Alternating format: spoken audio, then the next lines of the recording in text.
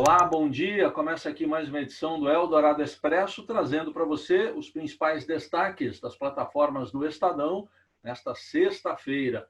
Oi, Carol, bom dia. Bom dia, Heisen. Bom dia a todos. Seguimos cada um na sua casa e abrimos hoje falando ainda sobre o caso Queiroz. Muita repercussão no âmbito político do caso Queiroz, Fabrício Queiroz, ex-assessor do então deputado estadual Flávio Bolsonaro, hoje senador, que foi preso ontem em Atibaia, no interior de São Paulo, e agora está no Rio de Janeiro. É uma prisão preventiva.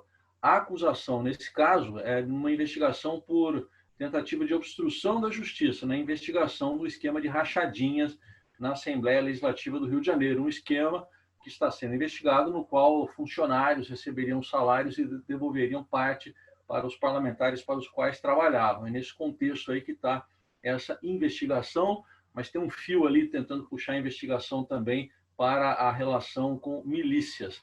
E no âmbito político, o Estadão está fazendo hoje um amplo trabalho com especialistas, analistas que foram ouvidos, dizendo que é como se fosse acionada uma bomba relógio em relação ao governo do presidente Jair Bolsonaro.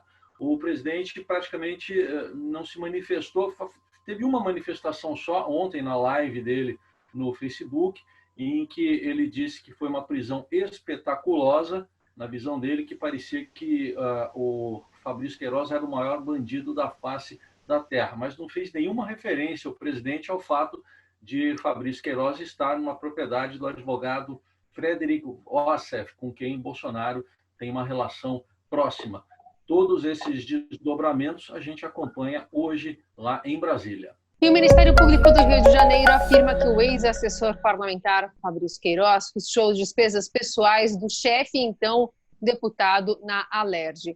O ex-policial militar é tido pelos promotores como uma espécie de operador financeiro do filho 01 do presidente, o Flávio Bolsonaro. De acordo com investigações, Queiroz transferia parte dos recursos para o patrimônio familiar de Flávio por meio de depósitos fracionados e do pagamento de despesas pessoais do ex-deputado e de sua família.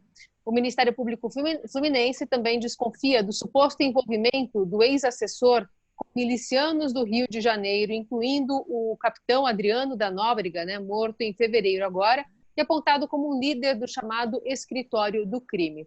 Sobre essas novas informações do Ministério Público do Rio, o senador disse que os promotores de injustiça estão praticando ilações. E seguimos também na cobertura da pandemia do coronavírus. Os números foram atualizados agora de manhã pelo consórcio de imprensa, do qual o Estadão faz parte. São 47.897 pessoas mortas na pandemia. Em relação ao balanço que foi divulgado ontem à noite pelo consórcio, 28 mortes a mais, com alguns estados divulgando novos casos. Total de pessoas contaminadas está em 984.315 pessoas. É um levantamento do consórcio formado por Estadão, G1, o Globo Extra, Folha e o UOL. E outro detalhe é que os estados, as secretarias estaduais da saúde, estão reclamando de uma falha no sistema eSUS, que é por onde são atualizados os dados que são passados para o Ministério da Saúde sobre a pandemia. As secretarias estão dizendo que não está sendo possível a atualização da maneira adequada e que pode, com isso, gerar uma subnotificação. O Estadão procurou o Ministério da Saúde, que diz que a plataforma está funcionando normalmente. De qualquer forma, pelos números aí, a gente tem acompanhado a cada dia mais de 1.200 mortes nesses últimos 3 dias. Se for mantida essa tendência, o Brasil pode chegar a 50 mil mortes no fim de semana. E se for mantida a tendência de novos casos confirmados, ainda hoje poderemos chegar à marca de 1 milhão de pessoas contaminadas. A cobertura completa, em tempo real, inclusive, lá no portal do Estadão. E após anunciar a sua saída do Ministério da Educação do governo de Bolsonaro, Abraham Weintraub escreveu no Twitter que também deixará o Brasil nos próximos dias. Pressionado a fazer um gesto de trégua ao Supremo Tribunal Federal, o presidente Bolsonaro confirmou ontem a demissão do ministro. Weintraub escreveu nas redes que não quer brigar, mas também não precisa ser provocado. Ele foi o 10º ministro a cair desde o início do governo.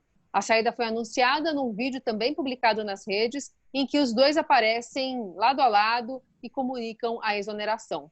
Weintraub vai ocupar um cargo de direção no Banco Interamericano de Desenvolvimento, e passará a receber mais de R$100 mil por mês. Como ministro, ele tinha um salário de R$31 mil. No esporte, em meio a muita polêmica, o Campeonato Carioca está de volta e já teve jogo ontem, no Maracanã, vazio, né? Não é permitida a presença de público por causa da pandemia e alguns protocolos de segurança. E lá no Maracanã, o Flamengo venceu o Bangu na volta do Campeonato Carioca por 3-0.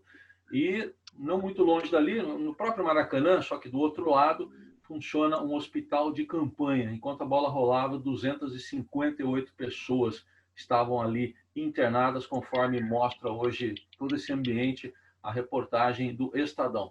Chama atenção também para o esporte do Estadão, que está destacando a situação de cada campeonato regional. O Carioca já recomeçou, mas tem lá a situação região por região, como é que está cada competição, onde é que ela parou e como é que estão as negociações para a retomada dos campeonatos regionais pelo país. Você confere lá no Esporte do Estadão. E hoje é o dia do cinema brasileiro. A data é controversa, mas reza a lenda de que 19 de junho de 1898, o italiano Afonso Segreto, a bordo do Paquete Brasil, teria registrado aí em sua máquina de filmar imagens da Baía de Guanabara e também nos arredores. Algumas pesquisas posteriores puseram em dúvida essa filmagem, mas a verdade é que o cinema chegou bem cedo ao país e nele se desenvolveu com bastante velocidade. Teve períodos mais de prestígio no exterior, como na época do Cinema Novo. De qualquer forma, a partir de hoje é feita uma celebração. Há um festival online no Espaço Itaú de Cinema que traz 19 grandes filmes nacionais. Nesta sexta e sábado tem Piedade, de Cláudio Assis. No elenco tem Fernanda Montenegro, Matheus Nastergalli, Cauã Raymond, enfim. É uma exibição gratuita apenas hoje, depois é paga. Aliás, do total arrecadado, 20% do valor será destinado a auxiliar os profissionais de audiovisual, bastante afetados também pela pandemia. Estes e outros assuntos você acompanha nesta sexta-feira nas plataformas do Estadão. Um ótimo fim de semana para você. Até segunda. Até segunda, bom fim de semana.